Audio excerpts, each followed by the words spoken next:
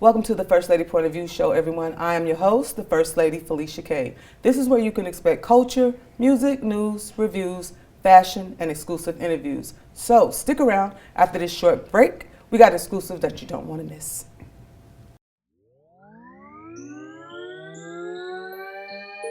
You tuned in. It's the First Lady Point of View. First Lady Point of View. You tuned in. It's the First Lady Point of View. First Lady Point of View. Culture, music, news, reviews. You tuned in. It's the First Lady Point of View. You tuned in. First Lady Point of View. It's the First Lady Point of View. Tapped in, yeah, we always on time. First Lady Felicia K on the line. You tuned in. First Lady Point of View. It's the First Lady Point of View.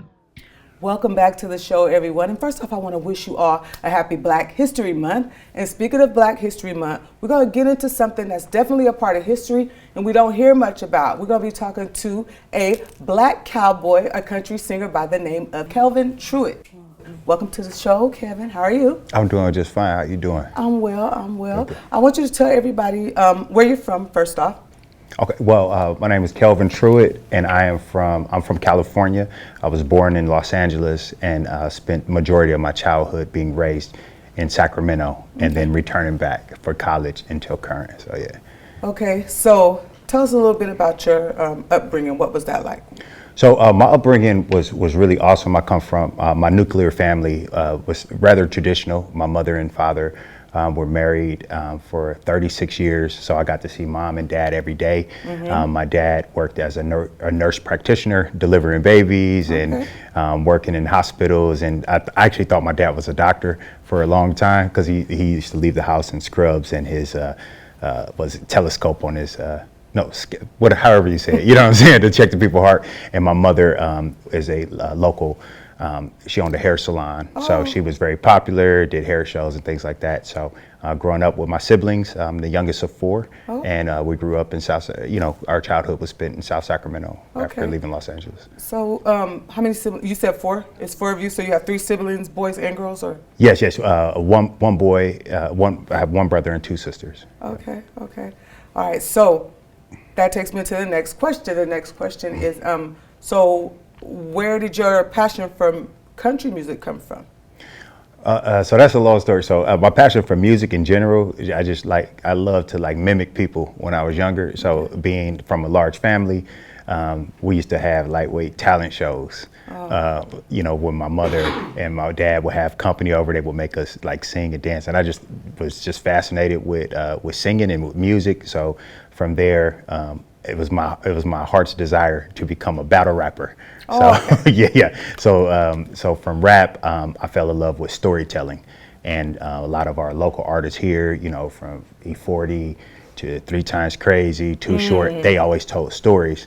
And then that kind of was the segue into country music. That's very literal in terms of writing, and so I would listen to it. I would be around the elders in my family. They would listen to country music. My father's from LaGrange, Georgia, and so I always kind of was country music adjacent, but I wanted to rap. So when I started driving back and forth between Los Angeles and Sacramento, that's when I would turn in a country station to just hear what the Story Archers was about. And so that's kind of what led me there. So how long have you been actually pursuing country music? It's been, I released my first song on my 40th birthday. So this December, it'll be 3 years that I've been from behind the scenes to in front of the microphone. So it's been kind of cool. So what you said that you felt like it was some similarities. What's the parallel with that for you as far as country and rap? Country and rap, I think parallel because they both represent real life. So real life stories, the grit of it all, in some countries, traditional country especially, you're gonna hear about a pickup truck, a guy who's worked hard all day, wants to drink some beer and go talk to a girl with some Daisy Dukes on. In rap, you're gonna hear about a guy that's been working all day, distributing product to the community, and when he gets home, wants to have a good woman by his side. So those parallels start to become more pronounced once I got past the sonics of it. You know what I mean? So Yeah, I could see it being parallel. Yeah. Okay. So out of the two, right? Which one came easiest for you to do? In my mind, it was rap. I was the Okay. best rapper alive. But I don't What was think your rap name? Kelvin. Oh, you kept your name for Yeah, rap too? yeah. I don't think no one agreed with my rap career. No one. No one. So it was What was wrong with it? I was going down the wrong path. I was trying really You hard. were trying too hard.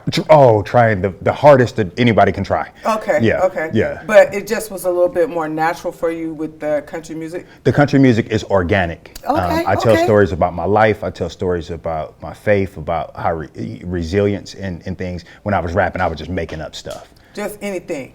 Anything to make the girls like me. Okay. Hey, I appreciate the transparency. Yeah. It was a terrible decision. Well, don't say that because you got your feet wet as to what you didn't need to be doing, right? That's correct. Yeah, you knew, like, you know what, this is not working. I like the first lady's perspective. Yeah. Yeah. I'm That's gonna it. use that You from just now look on. at it. Yeah, you look at it like that. Yes, ma'am. So as far as, do you feel like, as far as being like a black cowboy, you know, that is a thing. A lot of people don't know that is really a thing. There's a whole, you have the Compton Cowboys. Yep, I'm Compton tapped in Black with them. Cowboys. Do you feel like, as far as the black cowboys, that they need to continue to stand together as far as like in a unified front, just based on, it's real tricky with country music. Like, you have people like Beyonce that get backlash, like, don't come over here. So do you feel that it's important that you guys stand together as far as promoting and networking with each other? Yeah, I think synergy is always beneficial when people can stand together and work collectively together for an overall good. So foundationally, yes, I think that's a great idea. I do frequent Nashville a lot, which is kind of the mecca of country music. yeah. And in my experiences in the writing circles where we go, and guitar circles and things like that, open mics, the culture really embrace artists of many different genres. Good. So the focus on the songs, I think, is really making good songs, making songs that can heal people, making songs that can last the test of time. So I do think that it's important to stick together, while at the same time, I believe the focus on the songwriting has to be paramount. Yeah, I agree with that. Yeah, it's just tricky, right? It's tricky. I never understood. Like, I was really surprised that, like, now that you starting to see, but there's always been people of color doing country music, though. I'm from Georgia as well originally. My family is from Georgia, so I get it. But I just was kind of surprised at how, once it goes to the mainstream side of country music, that's where you get the pullback. Yeah. Like, oh no, you could do it at the jit joint, but don't think you coming in here. Yeah. At the Country Music Awards or on CMT. We're not doing that. So do you think that is starting to get better or worse? I think gatekeeping in the music industry across the board, across genres, is just, that's what it's going to be. Right. You know, and so I'm a person that I want to cross those barriers. Yeah. I want the song to be worth it, to where humanity can benefit from the song, to where all the gatekeepers, they gotta get out the way. You got to. Yeah. They you know what I mean? Just because of a good song. So I do believe that it exists. I would be a fool to say it doesn't. Yeah. And how we fix that, I do. You know, yeah, my heart is on the songs. That's the solution. It's undeniable that a good song is gonna transcend everything. Darius Rucker who's a black country artist. He was I know. Yeah. So his song did it charted for, I think, 16 weeks last year. You know, because it's a good song. Wagon Wheel, a great song. Okay. Nobody realized this man was black. So, they realized he had a good song. So that's your principle, is focus on the product. And Focus it'll on the sell product. itself. Yep, because the product is in service to the people who buy it. And everybody who buy it, it should be able to benefit from it. So who is your favorite country music artist right now? Kelvin Truitt. I know him, I love him. I spend every day with him. He's a person I care about. He's a person who I love his principles. He's a person who gets to raise my children, and I'm pouring everything, all my effort, all my faith, all my ambition into who he is as an artist. Okay, Yeah. there it is. That was tricky. Yeah, oh, it was That true. was bold. It was true. Yeah, well, you know what? At least you said it, right? Yeah. Okay, so as far as, do you move around? As far as, I heard you said something about you go to Nashville and you do writing. Do you move around frequently with other writers? Like, not just Nashville, do you guys kind of like have like a collective of you all, and you guys just kind of bounce around from place to place and brainstorm, and kind of like when people go to studio sessions, right? Mm-hmm. And they have ghost writers in there, and then you got 2 or 3 people that can do beats and engineers, and then they all come together, and before you know it, you got a project. Is that kind of your principle, or are you kind of just you and your producer and you make it happen? Yeah, most of the time it's a collaborative effort. So the first songwriters camp I went to is with one of my songwriting partners and my good friend Eric Bellinger, and he is written songs for so many people. I know Eric, it's he's just like dope. yeah. So when I have access to that type of genius, you know, I just want to put myself in the room. And so what I've learned through collaborating with other people is that they've been doing this for much longer than I, and that some of the information that I can get from being a student in the room instead of being a star it's just benefited me well. So there's nothing that I wouldn't do to create. So going to Nashville, I did have songs, but I wanted actual players to play the songs. Okay. Because the program sounds are different when you have a human being playing. Yeah. You know, I want to record to 2-inch tape as opposed to just using Pro Tools and, you know, all the old school condenser mics and all that stuff. It makes a difference in the texture of the sound. So, yeah, I've moved around and collaborated with people from all across the world, really, to kind of craft my sound, and looking forward to doing more. Okay, so do you play instruments as well? I play enough. Enough you can get by. I can get by, but I have so much respect for musicians. I never say that I'm not a pure player, but I can play the right notes at the right time. Yeah, just to kind of harmonize with it and get it going. Do you have a project right now that you feel like is ready to go, like a full project, or are you still just putting it together? So the answer is yes. I do have one that I feel is ready to go, but I'm a little critical, probably like most artists. Oh, is it, you know, we can do a little bit more. We might need one more thing. But one thing I'm really proud of is a visual product that's going to be dropping tomorrow on Valentine's Day. Oh, cool. So it's to a song called Overtaken, and we took the approach of a short film. So I'm really excited to share that. Okay. So who's involved with that? So it's myself. It's a collaborative as well. So it's myself and Picnic Productions, who's a local Sacramento-based production company. And so I got in touch with Johan, who's the president of that company, and we just started sharing the vision for the song.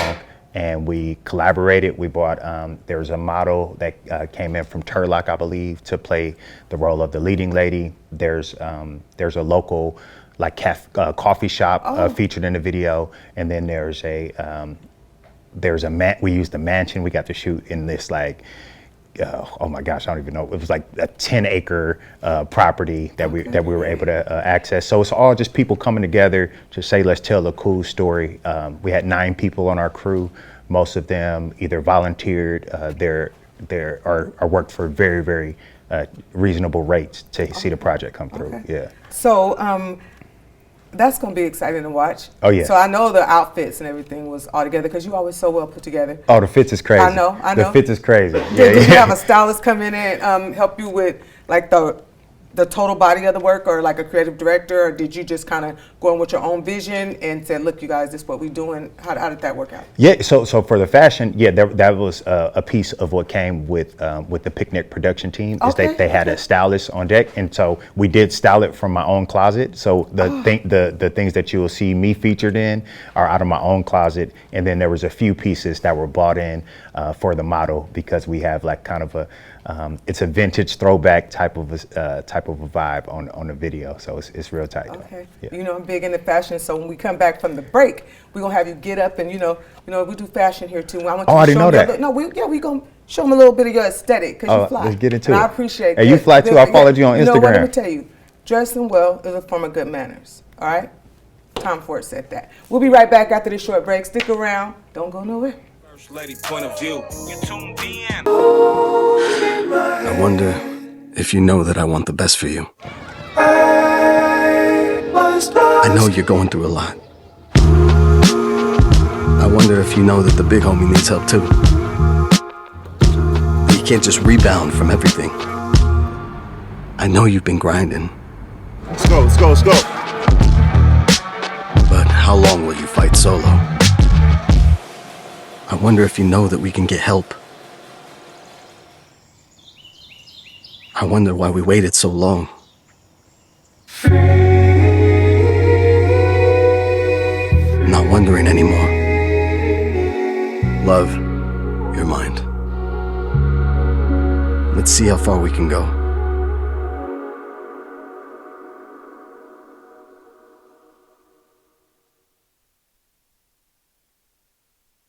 Welcome back to the show, and if you're just now tuning in, we have none other than a black cowboy in the building today, a country music artist by the name of Kelvin Truitt.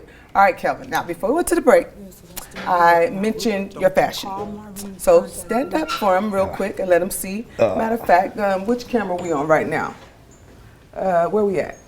Right here, this is you. Let him see what you got going on. You know, it's right there, right there. But thank you, I do All right, appreciate we're going to it. get right back into it. Okay, so the next question I want to ask you is, do you feel like there's room for you to do both? Like if you wanted to do country music and your other choice of music, but now that's kind of like, I can't really ask that question because you made it clear you wasn't really good at it, right? Yeah, I wasn't good at it. Okay, but I am at the point, and so I'm exploring, and what you guys will be able to see on my next project. I'm doing some R&B stuff. Okay, I'm doing well, some then we'll go pop. with that. I'm doing some, just kind of cross-pollinating genres to tell the story. Okay. You know what I mean? But yeah, so it's just I finally found a freedom in music to pretty much like do what I feel is the right thing for the project. So. Okay, so what is your process like? Usually just having ideas, putting them down, and then seeing what my kids say when we ride to school. Okay. I put it on, and one of my sons is really supportive, and the youngest one he's like brutally honest. So. The baby's always on. Oh yeah. So if he bump it, I just do, I say bump it or dump it, and he'd be like dump it. So I got a whole dump it folder of songs that the baby said it's out of here. Oh yeah, Roosevelt don't play about Okay. his dad. He like, listen, Dad, that's not good. And How old is he? he 10 now. Yeah. He 10, but we've been doing this since he was probably 6 or 7 years old. And in Jackson, he's more so supportive. Like, Dad, Like, I don't want to hurt your feelings, but yeah, let's go with it. or it could be, it could be really good if it had this or this, all this outrageous stuff. You just need to go get Kendrick Lamar to do a verse. I'm like, son, I can't do that. Yeah, his thing is gentle childing instead of gentle parenting. Yeah, gentle child. Yeah, you could probably do this a little different. Yeah, so that's my process. I feel inspired by something, I put it down, and then I play it for the boys. And I think I've been real fortunate to have that type of criticism in my everyday life. Okay. Because they keep me sharp. Yeah. And you said your oldest is how old? He's 13. He'll be 14 in a few weeks. Oh, well, that explains the Kendrick Lamar. Oh yeah, He at that age. He know what's going on. Oh, he been on what's going on. Yeah. COVID didn't help. Yeah. I was like, right. I said, who bumping this customer music in my house? And it'd be him. He 10 years old on the computer. So have you always had R&B? When we talk about R&B and then you talk about country, have you always had strong vocals? Did you always know that you could sing, or? No, I actually was very, very insecure when I started to be the lead person. Right, so I sung in choirs and stuff like that in high school, growing up in church, singing. So I knew that I can sing the right note. I just didn't think that I had the type of voice that was so amazing that it would be something people wanted to listen to. And when I started my family, my wife was a singer, or is a singer. And as her and I journeyed together, I put all my effort into her, because she's killing. You know what I mean? So I'm like, that's the type of person that deserves to sing, even though the writing ability and the melody was already there. So What kind of music does she sing? She can sing anything. She can. She doesn't have a lane. She just If she like it, she go with it. She can read the phone book and it's gonna sound good. Okay. Yeah. She's just gifted like that. And so when I see gifted singers, that's what I think of. So it wasn't necessarily me, but the origin story of my music came when her and I's relationship split. So I was writing songs that now had relevance. And when I got into the room, it was a different type of sound that came out of real life as opposed to just talking noise. Yeah. So yeah. I had an artist on recently. You might know Charity. Mm-hmm. We talked about that with her project. The making of Chi. Making of Chi. Yeah. She said that this one she felt like she had more pain. Yeah. I asked her like, what can they expect? And she said it's gonna be a dope album. I feel like I have more pain. And I remember she said that was one of the episodes I watched where she was saying that it was more like healing for her, and the people around her were like really supportive of that. Yeah. And so I think that's in our creative process, man. That's how you. Necessary. Yes. Yeah, I could see that. Yes. Okay, so that's good to know. As far as people are being more transparent. It's not gonna be always a bed of roses. Right. You could write about the sunshine, and I'm with that, right? I don't want to hear down music all the time, but a lot of times people want to relate to what they hear, and the average person is not always happy. No. And they need somebody they could relate to, and they saying you're gonna be all right in the end. I went through it and I'm all right. Yeah, so. And that's the thing about resilience, and I think more those universal themes. As a writer, I feel responsible for what people walk away with. Okay. And so, I could talk. Good way to look at that. Yeah, I could talk about sadness. I could talk about heartbreak, pain, but on the other side of that, how is it going to help the listener? And so that kind of social responsibility that I hold myself to. It allows me to really talk about those things in a way that lets you know not only is it something you might go through, it's for sure something you're going to come out of. Yeah. You know what I'm saying? So, and this next song, Overtaken, it's all about the love. It's all about the sauce, because I done had some recent experiences in my life that I'm quite smitten, you know what I mean? And I'm excited responsibly to write that stuff and write those love stories. Okay, good. I'm happy to hear that.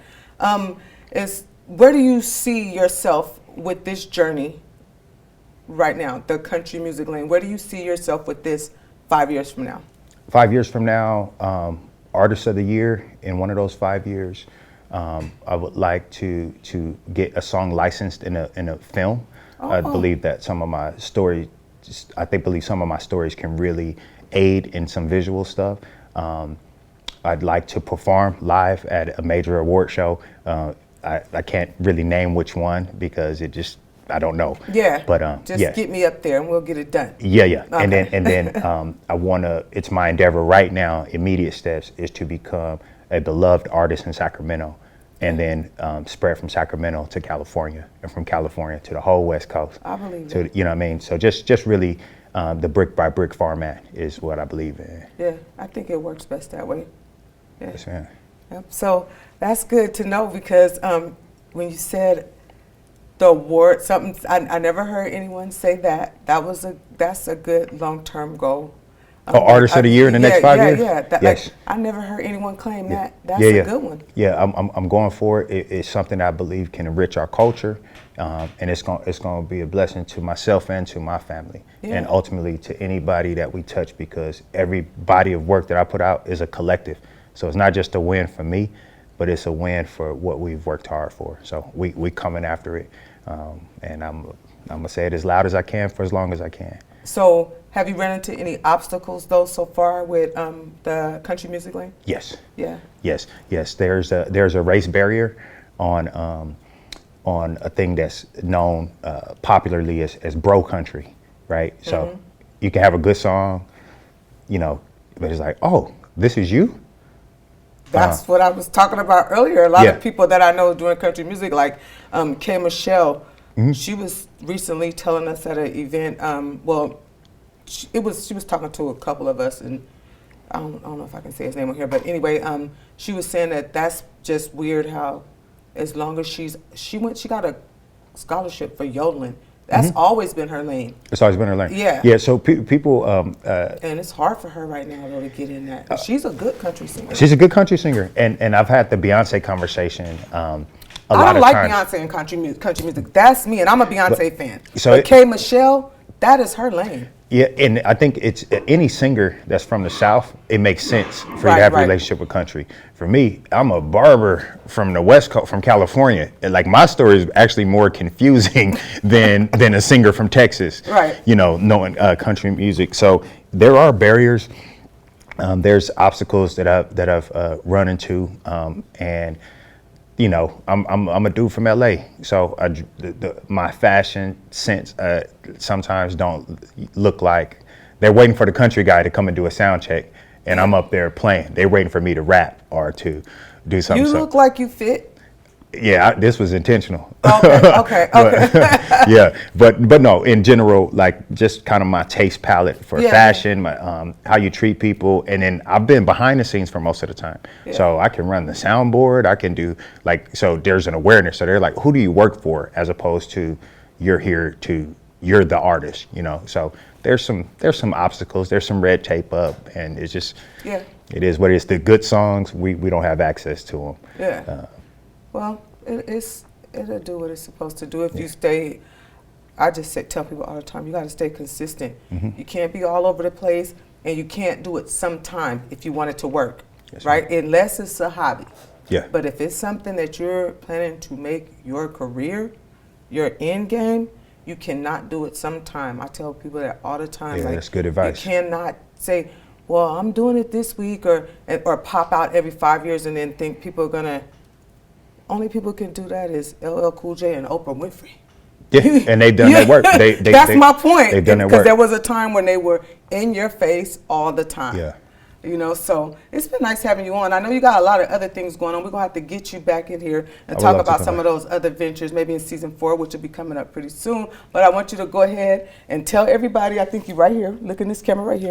Tell everybody how they can get involved with you, all your social medias, all your platforms, how they can follow you, and all that good stuff. Okay, well, thank you so much for having me. Thank you for coming. Yes, absolutely, and I look forward to coming back in season 4. Yeah. And to thank you guys, to all the viewers. Again, I'm Kelvin Truitt. You can tap in with me on Instagram at Kelvin Truitt. You can also check out the video and all the videos through, I believe it's Facebook. Yeah. Facebook at Kelvin Truitt as well. And then the last one is my YouTube channel, which is Kelvin Truitt Vivo.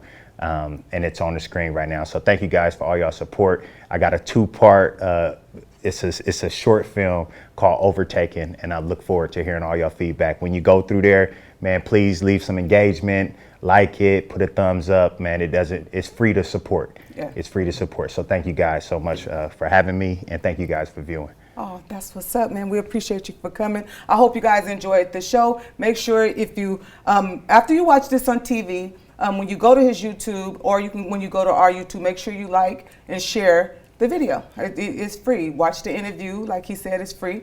Watch the interview, all that good stuff, and share it with your friends. Put people on to what's going on with all this greatness with black cowboys and women of color entering into country music. Some have already been doing it for a long time, and they deserve your support as well. Happy Black History Month. Until next time, I want to tell you guys, make sure you reach back for those that are coming up behind you and pay homage to those who did it before you. It's free and you'll feel good about yourself. Until next time, peace, one love, may God bless your hustle, and we are out of here.